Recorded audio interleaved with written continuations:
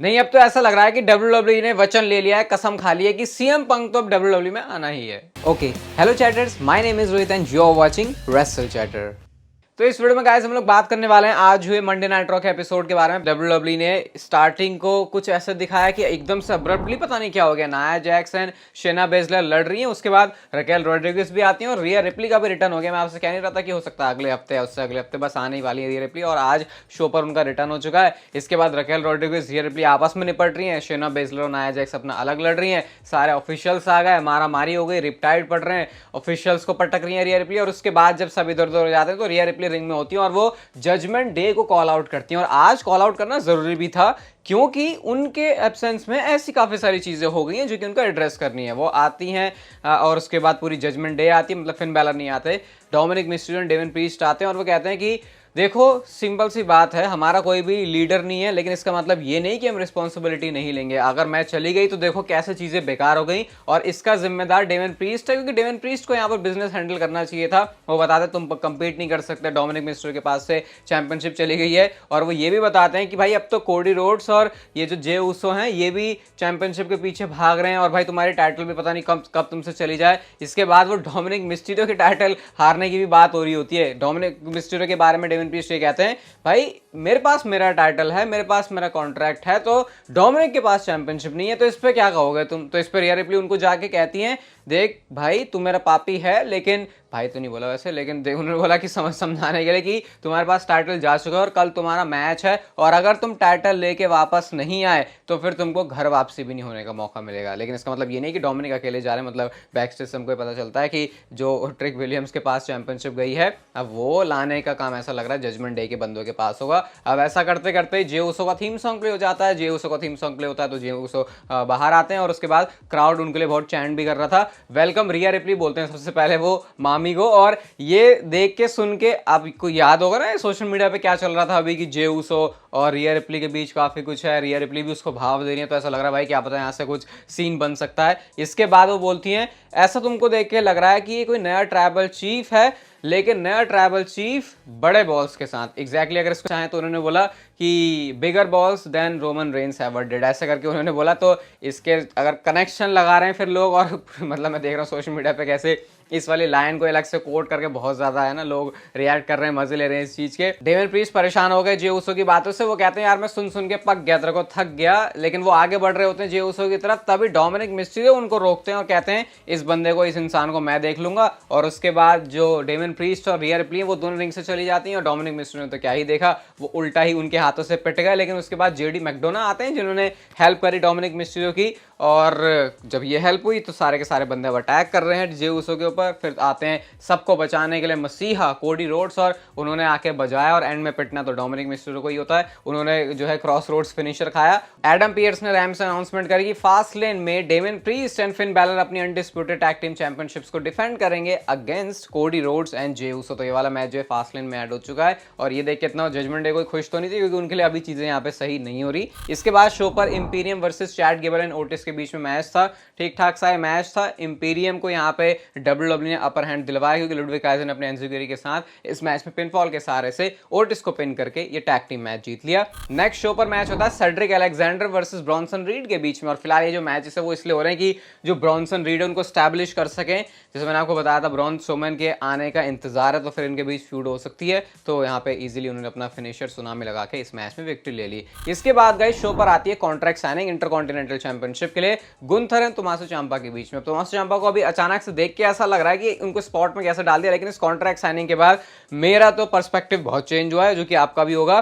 Contract signing होती है, Gunther और टोमासो ciampa होते हैं और वो बताते हैं कि देख गुंथर तेरे में और मेरे में क्या डिफरेंस है कि तेरे को बहुत सारी अपॉर्चुनिटीज मिली हैं, मेरे साथ ये नहीं हुई और मुझे 100 मौके चाहिए भी नहीं, मेरे को सिर्फ एक मौका चाहिए। मेरा 5 साल का जब मैं था तो उस बच्चे का ये ड्रीम था कि उसको इंटरकॉन्टिनेंटल चैंपियनशिप जीतनी है और इस टाइटल को जीतने के लिए मैं कुछ भी कर दूंगा। जैसे ये वो बात बोलते हैं तो गुंथर कहते हैं सबसे पहले तो तुम देखो तुम्हारा हुलिया क्या है, तुम कॉन्ट्रैक्ट साइनिंग करने आए हो तो ये कपड़े पहन के आओगे कि गुंथर जो बड़ा सूट बूट पहन के आए हुए होते हैं और बताते हैं वो greatest and longest raining intercontinental champion ever हैं। उसके बाद वो कहते हैं यार तुम बड़े कॉन्फिडेंट हो, वो कॉन्ट्रैक्ट साइन भी कर देते हैं। लेकिन जब बार बार टोमासो ciampa उनको इंटरप्ट कर देते हैं तो गुंथर को ये बात पसंद नहीं आती कि ये मुझे कैसे इंटरप्ट कर रहा है। एंड देन फास्टलेन तो छोड़ो, ये मैच आज के लिए ही होने के ऐसे बात आ गई कि मैच शायद आज हो सकता है। गुंथर ने भी कॉन्ट्रैक्ट साइन कर लिया और ये मैच अभी होने वाला है शो पर आज मंडे नाइट रॉ में। मतलब फास्टलेन का मैच कॉन्ट्रैक्ट साइनिंग हो रही थी लेकिन वो रॉ पे ही कर दिया। ऐसा बड़ा रेयरली होता है। यूजुअली सुपरस्टार्स अपने प्रोमोस में बोलते हैं मैं वेट नहीं करूंगा संडे तक का, सैटरडे तक का, मुझे आज ही तेरे साथ लड़ना है, लेकिन वो चीज होती नहीं है। बट ये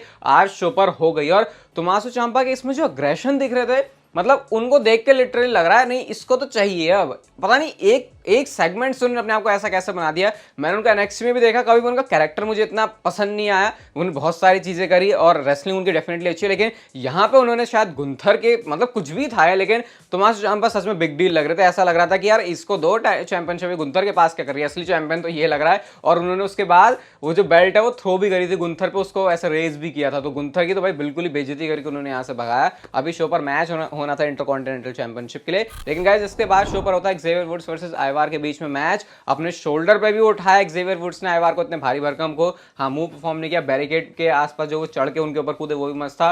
पावर बॉम्ब की कोशिश भी करी उन्होंने। एक्सेवियर वुड्स ने अपनी पावर दिखाई इस मैच में, ये कहना पड़ेगा। स्प्लैश मिस किया उन्होंने। इसके बाद एक्सेवियर वुड्स ने पैकेज रोल करके पिन कर दिया और वो मैच में जीत गए। मैच खत्म होने के बाद आइवार का अटैक कंटिन्यू था। कोफी किंगस्टन आते हैं बचाने के लिए, लेकिन क्या बचाया, दोनों को एक दूसरे के ऊपर रखा और मून शॉट लगा दी उन्होंने। तो भारी भरकम आइवार जब गिरेंगे तो सोचो बंदे का क्या हाल होगा। तो आज आइवार को इस मैच में विक्ट्री मिल गई। इसके बाद गए शो पर एक बड़ा इंटरेस्टिंग सेगमेंट था। माइकल कोल इंट्रोड्यूस करते हैं सेथ रॉलिंस को और यहाँ पे बात करते हैं वो उनके कैरेक्टर्स के बारे में जो अब तक उन्होंने प्ले किए, जैसे कि आर्किटेक्ट वाला, पपेट वाला उन्होंने बोला, पपेटियर उन्होंने बोला जो पपेट्स को चलाता है। और ये एक सीधा रेफरेंस है उनके ROH के प्रोमो का जो कि CM पंक ने कट किया था, क्योंकि लगातार 2 हफ्ते से तो ये हो रहा है। आज तो ये इतना क्लियर रेफरेंस था क्योंकि कभी इससे पहले हम सुनते नहीं है कि उनको ऐसे मैनिपुलेटर का टैग दे रहे हो, पपेट वाली चीज बोली जा रही है जो कि सीधा लिंक कर रही थी ROH के उनके प्रोमो से। वो काफी फेमस भी रहा है पहले। तो अभी CM पंक का जो रेफरेंस है वो पहले तो लगातार 2 हफ्तों से हो रहा था, लेकिन अब जो अभी लास्ट वीक हो और इस हफ्ते वो सेथ रॉलिंस की चीजों में इन्वॉल्व होकर हो रहा है। तो सेथ रॉलिंस और CM पंक एक पॉइंट पे आपको पता होगा कितना ज्यादा इसको रेसलमेनिया के लिए हाइप बन रही थी जब CM पंक के वापस से रेसलिंग में आने के चर्चे हो रहे थे। उसके बाद उन्होंने AEW को ज्वाइन कर लिया था। तो ये तो भाई क्लियर कहाँ जा रहा है। मतलब अभी मैं 99.999% वाली चीज नहीं बोलूंगा इसके लिए, जब और मतलब थोड़ी और बातें सुनेंगे, क्योंकि ये ऐसी चीज है जो कि बोलना बहुत बड़ी बात हो जाएगी। तो CM पंक और जो सेथ रॉलिंस अब तो इनको साथ में टीज कर रहे हैं। इसके बाद वो बोलते हैं तुम कर क्या रहे हो यार, लास्ट मैन स्टैंडिंग मैच है, तुम्हारी कमर की ऐसी हालत है, तुम कैसे सोच भी कैसे हो नाकामुरा के सामने लड़ने का। हो सकता है तुम्हारा करियर कुछ दिन ही बाकी हो इस मैच के बाद, या फिर बस तुम अपने करियर से दूर और वहां पे तुम्हारा एंड हो जाए। इस पे सेथ रॉलिंस एक्सप्लेनेशन देते हैं माइकल कोल को, तुम कितने साल से कमेंट्री कर रहे हो। वो बोलते हैं 26 साल से। कितने शोज मिस किए हैं? 2 शोज मिस किए हैं। क्यों? क्योंकि तुम इसके लिए पागल हो, पैशनेटेड हो और तुम इसके लिए कुछ भी कर सकते हो, एडिक्टेड हो। ऐसे ही मेरे को जब रिंग में मैं होता हूं तो ये चीज फील होती है और अब मेरे पास टाइटल है तो मेरी रिस्पॉन्सिबिलिटी और भी ज्यादा बढ़ जाती है। इसके बाद वो कहते हैं कि जब ये सारी बात उन्होंने बोली तो टाइटनट्रॉन पे नाकामुरा आ जाते हैं। हम नाकामुरा कहता है भाई चुप हो जा भाई, मैं सुन के थक गया, तेरे को ऐसा लग रहा होता है सिर्फ टाइटनट्रॉन पर ही नाकामुरा, लेकिन पीछे से आके नाकामुरा ने उनके ऊपर अटैक कर दिया, अपना फिनिशर भी लगाया। उसके बाद काउंटडाउन शुरू हो गया भाई, और काउंटडाउन भी टाइटनट्रॉन पे चल रहा है। मतलब नाकामुरा रिंग में भी है और नाकामुरा टाइटनट्रॉन वाला काउंटडाउन कर रहा है, क्योंकि 10 तक होगा तो फिर काउंटडाउन तो नहीं 1 to 10 काउंट कर रहा है, क्योंकि 10 तक काउंट मतलब लास्ट मैन स्टैंडिंग वाली ऐसी थीम होती है। तो इसके बाद सेथ रॉलिंस खड़े हो गए बट चेयर पे उनको पटका, फिर अपना फिनिशर जो है किनशासा उन्होंने लगाया और मैच खत्म। मतलब मैच तो गए खत्म हो गया। नाकामुरा गिर गए, वो सेथ रॉलिंस गिर गए। नाकामुरा ने उनकी चैंपियनशिप को रेज किया और इस बार तो अपने मुंह से वो 10 तक काउंट कर रहे होते हैं। माहौल तो ऐसा सेट हो गया यहाँ पे कि शायद शिंसुके नाकामुरा चैंपियनशिप जीतने वाले हैं, बट ये तो फास्टलेन के लास्ट मैन स्टैंडिंग मैच में पता चलेगा। इसके बाद टीगर नॉक्स और चेल्सी ग्रीन का मैच था। नटालिया आ गई बचाने के लिए, पाइपर नेवन भी साथ में थी क्योंकि, तो बस मैच में जो टीगर नॉक्स जीत गई। कुछ यहाँ पे ज्यादा बात करने का फायदा नहीं है। इसके बाद गए शो पर आते हैं ड्रू मैकिंटायर आते हैं और वो बोलते हैं यार मेरे को हर कोई लोग पूछ रहे हैं कि तुम्हें क्या हो गया। तो देखो लॉकर रूम को तो मैं जवाब दूंगा नहीं, मैं अपने फैंस को जवाब दूंगा। और वो कहते हैं यार इस भसड़ से, ये पॉलिटिक्स जो करते हैं हर किसी के मामले में नाक घुसेड़ना, इससे मैं परेशान हो चुका हूं, मेरे को ये सब करना ही नहीं है, I am done with that. और वो कोडी रोड्स और जे उसो की बात कर ही रहे होते हैं, लेकिन तभी मिज आते हैं और वो कहते हैं यार तूने मेरे मैकइंटायर ऊपर लास्ट वीक अटैक कर दिया था शट अप मिस करके। इस बार भी ड्रू मैकइंटायर ने इतनी बार मिस को बोला कि मिस बहुत ज्यादा इरिटेट हो जाते हैं। वो कहते हैं तुम चाहते हो कि मतलब वो कहते हैं कि इसके अंदर ना ड्रू मैकइंटायर के अंदर हमेशा से एक बैड बंदा है जिसको ये ज्यादा पसंद करता है। वो अभी हील टर्न वाली चीज हो रही है तो उसको ऐसे बाहर लाने की कोशिश वो कर रहे थे ड्रू मैकइंटायर को। वो ये बात भी बोलते देख मैं सूट में हूं और तूने स्कर्ट पहनी हुई है, जब ड्रू मैकइंटायर आज मैच की बात कर रहे होते हैं। हाँ उसके बाद लेकिन मैच हो जाता है क्योंकि मिस जाते हैं, फिर आते हैं, उन्होंने सोचा अटैक कर लूंगा मैकइंटायर के ऊपर, लेकिन मैकइंटायर तो भाई बड़े ही चालाक हैं।